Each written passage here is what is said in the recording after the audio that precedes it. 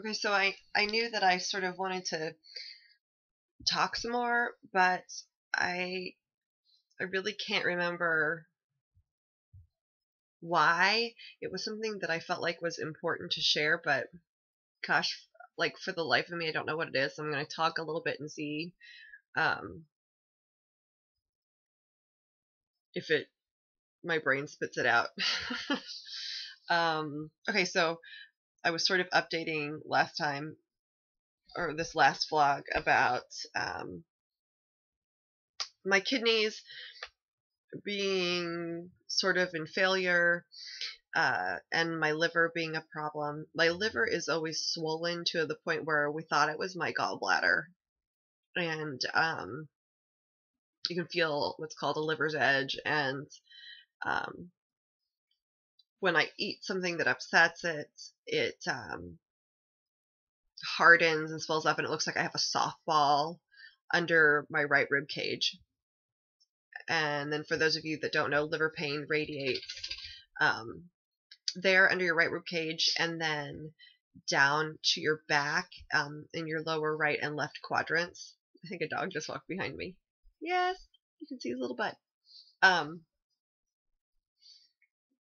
and so that pain's been with me for a long time, but a couple weeks ago during an IV, it got very severe, and my doc came over and they gave me 2 shots in the arse of Valium and rushed me to the hospital, and it was my liver, and it's like almost so fatty they can't see it. And we do know that some of it's like, prescription drug use that can, if you're already predisposed to liver problems and diet things. And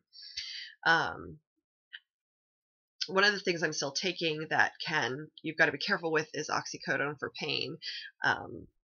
Now, my joint pain is so severe that she's not going to completely like rip that from my life, but I do need to very carefully monitor it, and successfully, and luckily, I guess is what I mean to say, it hasn't, when I take it, I don't get a liver attack right after that. There are some foods, so I'm like slowly moving towards vegetarian. I was already just pretty much only eating chicken. I couldn't eat any fish because they were too sort of rich, and I couldn't eat any of the other meats anyway.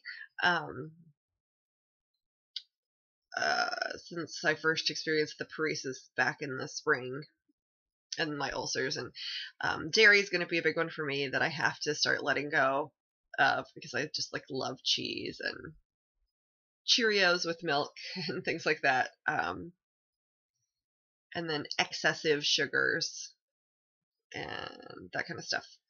I don't really know what it was. So anyway, I have liver attacks, and they're very painful. I've had joint problems lately. The last, I'd say, 4 days, 5 days have been pretty good for me. Like, I haven't been in the wheelchair. And I've been moving around the house, and a little bit more social. But like even last week, I was in the wheelchair and my knees were swollen to the size of coconuts. And when your joints start swelling up like that, then the bones start to separate, and then you just can't walk at all. And I was frustrated because I got a new wheelchair, and it's one of those sort of lighter versions, so it's easier to load in the car. But so it doesn't have, you can't use your arms to push it, you use your legs, or somebody else pushes you. And I was frustrated because I couldn't use my legs because my knees were in such peril, and so I got sort of stuck. Yeah. And I spend the majority of my time in my room, in my bed anyway, but I like literally like couldn't even get myself to the bathroom for about a day and a half from the joint issues. I'm not sure if that's the babesia. I mean, that's what we're working on, but um, I don't know why I felt like there was something else to say. This is going to be an extraordinarily boring vlog. Oh, well, another thing that I wanted to talk about, and maybe more at length another time, was that in the very early fall, I was approved for Medicaid.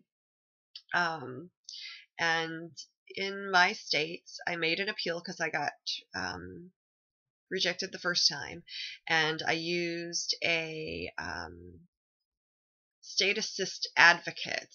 And what I did was I called the organization at my state capital, and the person that was my advocate was not an attorney. She was just an advocate provided to me, and she was awesome. And so I went in and I had a hearing, and the hearing isn't like, in my state, it isn't like a public thing like I expected where you go into a courtroom before a judge. You actually go into a room with a representative from the state and your advocate, and on the telephone they dial a judge at the state capitol, and you do a phone interview. And this judge was awesome. In my state, there are very few people with Lyme disease that get approved strictly for Lyme disease. And of course, I had listed all my other situations, my epilepsy and my fibromyalgia and my chronic fatigue and my arthritis and my hypercoagulation and my polycystic ovarian syndrome and my endometriosis, and all of those things I had listed. But this judge was amazing, and I don't know if he had a political agenda or what, but he approved me solely on Lyme disease and its co-infections, which was amazing and a rarity in my state and will set precedents. So I was really thrilled. And then, I've been hospitalized twice since being approved, and I'm not really sure, because my dad helps me so much with bills, exactly how much that helped. But I do know in terms of my prescriptions,